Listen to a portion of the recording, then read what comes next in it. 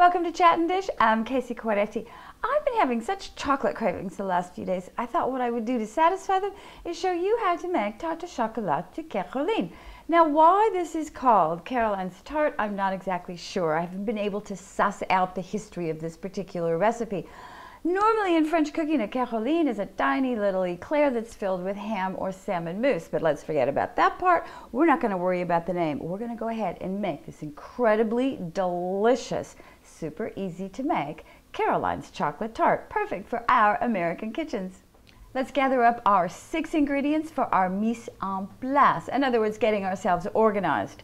200 grams of a really nice dark chocolate, 180 grams of powdered sugar, 175 grams of butter, 4 tablespoons of flour, 4 eggs, a pinch of salt. That's it. Let's get cooking. We need to weigh out our chocolate, 200 grams, and I do suggest that you get a scale. They're not expensive, and when you're baking, it's much more accurate to weigh out your ingredients than it is to measure them in a cup. So, invest in a little scale. Oh, they're $15. And what we're looking for are 200 grams of chocolate.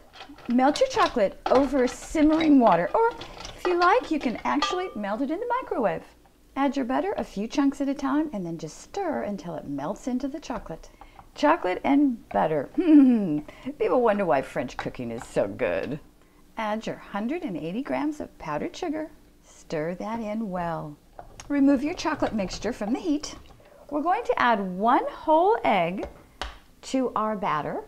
We're also going to add 3 egg yolks. Set the whites aside because we're going to beat those up in just a minute. All right, let's get the yolks into our batter. Now we add 4 tablespoons of flour and just mix that in with a spoon. Time to beat up our egg whites until they're nice and stiff. Start off slowly. When your eggs are nice and frothy, add just a pinch of salt. Before we go any further, let's prepare our tart pan. Take about 2 tablespoons of butter, paper towel, and just rub the butter all around on the sides and the bottom of your tart pan. And then we need to add flour so that our batter doesn't stick. But instead, when I'm doing a chocolate cake, I like to use instead cocoa powder. Keeps it all nice and chocolatey, and you never have that white edge when you use regular flour. You want to coat the bottom and sides of your baking dish with cocoa powder. I like to put it through a little strainer, and then all you have to do is take it and tilt it all over in your pan so that you get your sides done too. I've grabbed a larger bowl because I want to have lots of room when I mix the egg whites into the batter. I don't want to crowd it, and I don't want to smush down the egg whites too much. So just to make things easier, I put it in a bigger bowl. Now I'm going to take 1/3 of our egg whites and I'm going to mix those gently into our chocolate batter. Second third is going in, and when you fold your egg whites in, do it in kind of a circular motion. You want to keep as much air in those egg whites as possible. That's what's going to make our cake or our tart nice and fluffy. Our last third needs to be mixed in. Oh, now it's time to pour our batter into our prepared tart pan.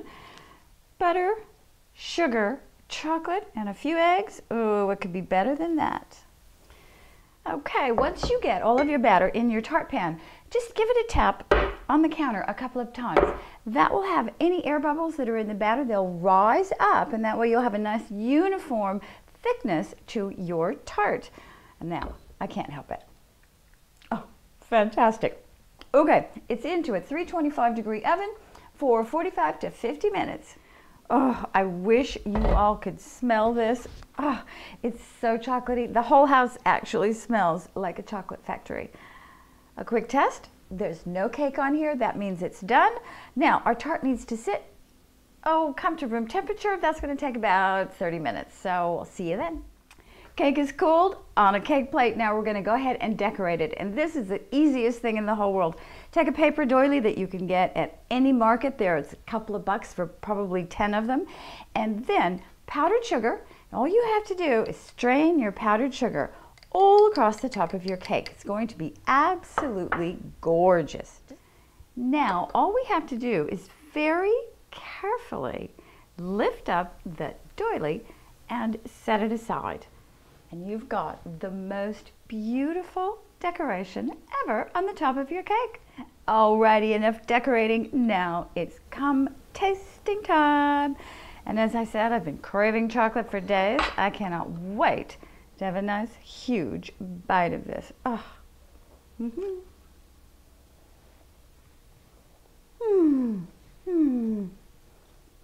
Oh, this is chocolate heaven. As simple as that. It's mine. It's all mine. If you want some, make your own. Until next time, I'm going to miss you. Cheers.